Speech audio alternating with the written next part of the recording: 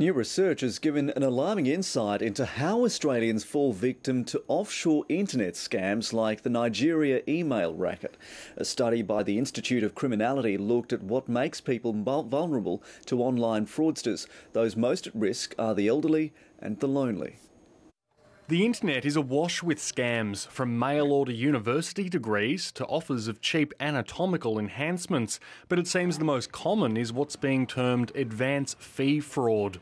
They have $10 million somewhere, and if you help them get it, you can have 10% of it. You can have $1 million just for helping them out. There aren't any figures on how many Australians are swindled each year, but Dr Ross has analysed the motivations of more than 120 Victorians who were tricked into giving money and who between them lost $1.4 million.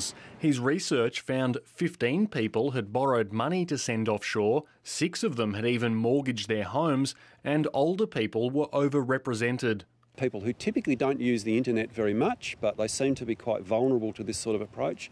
The other thing is that they were losing more money than anybody else. We already do provide cyber crime information to older Australians, but indeed, we'll look to do more if we need to.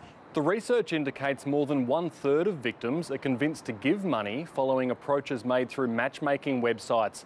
The fraudsters exploit a desire for romance and companionship, and because the victim develops an emotional attachment to the offender, they let their defences down. So the relationship there that's being established isn't about a financial gain, it's about some sort of relationship. It's really important that they resist the temptation.